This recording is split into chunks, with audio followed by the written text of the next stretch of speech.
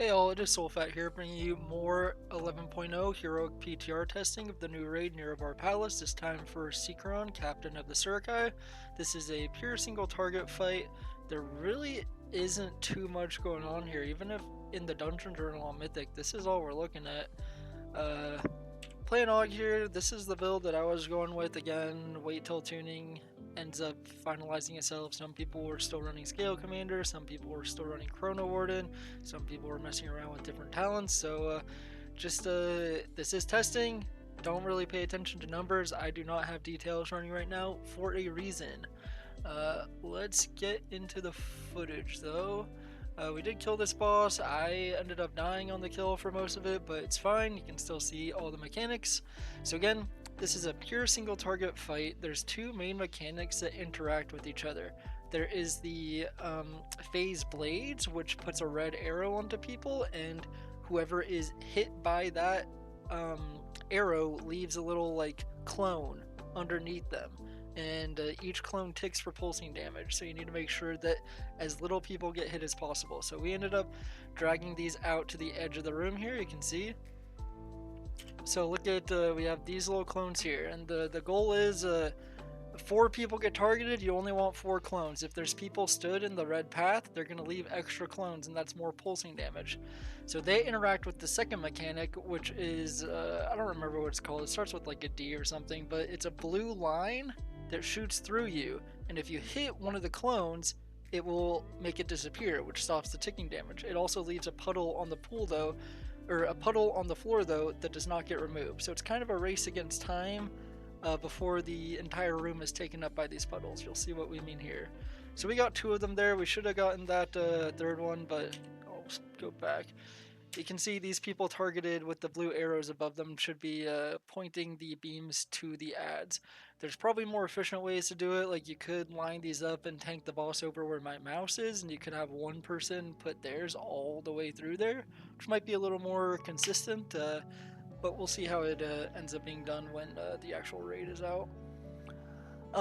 Those do need to be spread, at least on Mythic, because they'll explode if they're within 5 yards of each other, the little blue ads there, so that's why we had them spread. We want to get into the good habit here. And I will say, most of this group was a pug, so weren't able to communicate effectively with them there. This, I would have actually probably wiped the group here because there was this ad here which should have been cleared. So that would have spawned one on top of the other one, which probably would have been a wipe, but it's fine. Then boss gets 100 energy, he blows up all the remaining ads and also does an AoE around him, so you want to run away from that. And that's essentially the fight, just repeats. Again on Mythic, there, at least unless the Dungeon Journal is missing something or it's not yet implemented, the only change really is that the ads kind of explode if they're too close to each other, so you don't want that. This could be a pretty intense HPS and DPS check boss, but I think it's also meant to be the 3rd boss of the raid, so probably won't be too bad, but we'll just have to wait to see where the tuning ends up landing.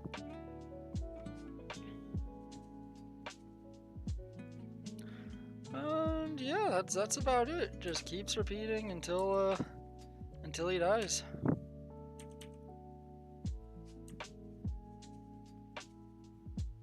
There is a decent amount of damage going out here, especially so this is why you want to avoid having as many of the clones out as possible. When you break the clone with either the line or the boss explosion at 100 energy, he puts a dot on you based off of how many clones are exploded. So if you can keep it down to, okay, we get 4 ads every time because 4 people are targeted with the red, and we only pop 4 every time with the people with the blue line, then you only get 4. But we got up to 6 here, and yeah, that kind of started chunking us. You can see our health is pretty nasty here. I'm probably gonna die here because I don't have health pot bound on beta, but it's all good. And yeah, that's the fight. It just repeats. Can see we started to end up not having all that much space towards the end of the fight, but again, this was a good like 60% of the people here were pugs, and we weren't in voice, so it was kind of hard to communicate and min-max the positioning that we would have ideally wanted, but it's all good. Overall, it's a pretty fun fight. Very few mechanics, but I think all the mechanics are pretty impactful, so it felt good to play. Uh, yeah. If you have any questions, leave them in the comments section down below, and yeah, catch you guys later. Take it easy.